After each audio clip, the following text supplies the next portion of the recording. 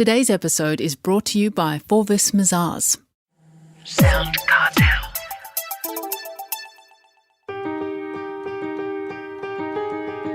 From SoundCartel, I'm Nicole Goodman, and this is Business Essentials Daily.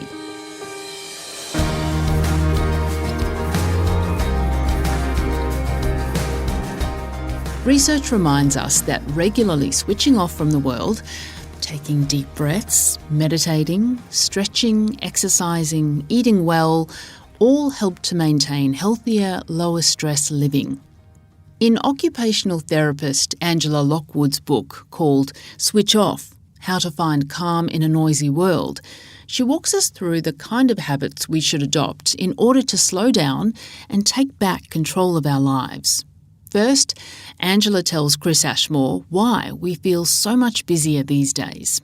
Technology has a big part to play because there's this constant connectivity. We're always switched on, whether it be, on a weekend, we still have our phones connected to us and we still, are constantly contactable by our phones and through our phones, even if we are at work or not.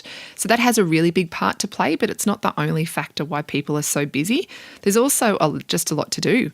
Men and women's life roles are changing. There's no longer just the male as the breadwinner and the wife stays at home. Those roles have changed significantly. So now what we're trying to do is juggle so much more than what we used to juggle. And that's having an impact on people feeling like they need to do everything and never feeling like they're doing enough. What are some of the physical signs that we might be overwhelmed and that tell us it's time to switch off? We've got those real physical things that we all know. It's that persistent headache or the lower back pain that's sort of been niggling for a long time. It might be tension in the jaw, maybe feeling a little bit sick on the belly or having a head cold that won't go away. But there's also psychological signs and symptoms that we really need to be aware of. And that's things like feeling really snappy or a fogginess of not being able to concentrate or wanting to go to bed earlier or even wanting to stay up later.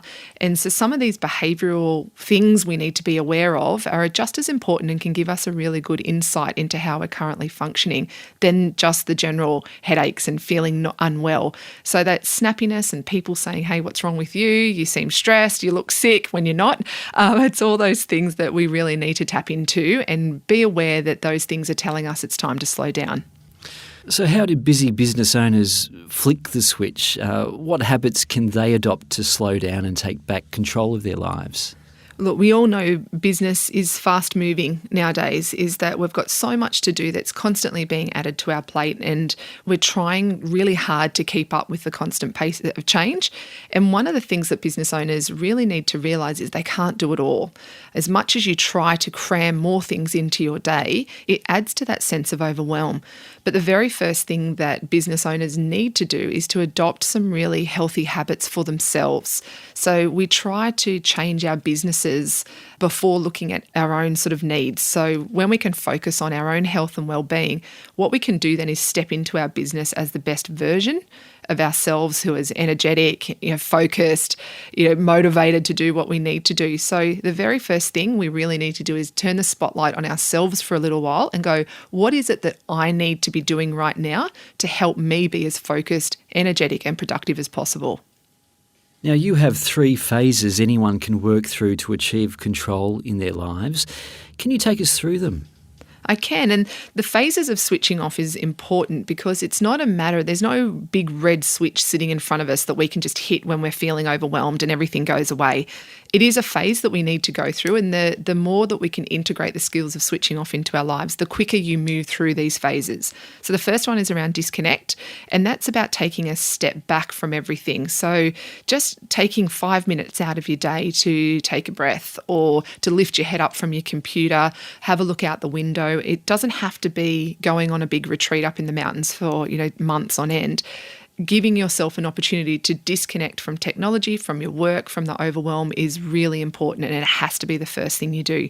The second phase is around re-energizing, and re-energizing is about creating some really great habits that allow you to clear your head when you're feeling overwhelmed. So it might be things like writing your thoughts down. It might be things around your own health habits. So getting outside and going for a walk or, taking a lunch break would be a good start for lots of business owners.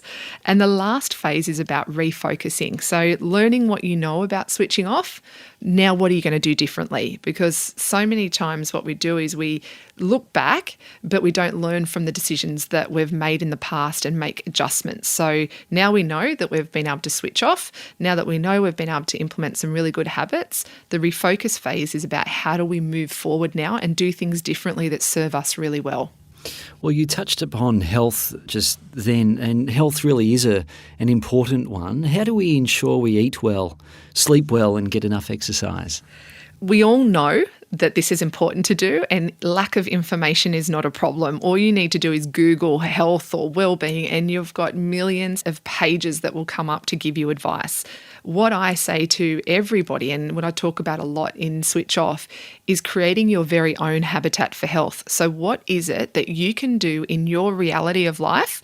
So you might have kids, you might be a single parent, you might be somebody who lives on their own, you might be a shift worker. Look at your current situation and go, well, what are some of the really simple changes I can make in my life? And it might be through getting more sleep. It might be through just eating a little bit more healthy. Or it might be, which is often what I find through doing a lot of mentoring with very busy business people, it's through preparation. So making sure you're prepared and you have really good structures in your life that help make health really simple and very easy to do. We create systems in our business because we know systems help streamline the way we do things. It's equally as important to create systems in our personal lives that will help make living healthy and being able to switch off really simple. Well, are there any other final reminders, Angela, about how we can reconnect and have a more fulfilled life?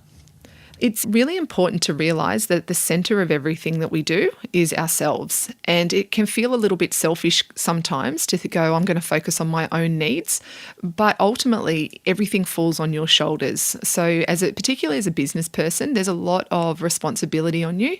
So you need to be creating habits, creating good structures that supports you and your health. Because if you're dragging yourself through the day with no energy, foggy head, feeling like, you're just playing catch up every day, you're really not doing your best work and you're no good to anybody. So I would say definitely if you're listening to this right now and these messages are really resonating with you, it's time to take that step back and disconnect and think, well, what is it that I need to do that can help make a really positive impact on my health and well-being? And you'll find the ripple effect will be huge. That was occupational therapist and author Angela Lockwood.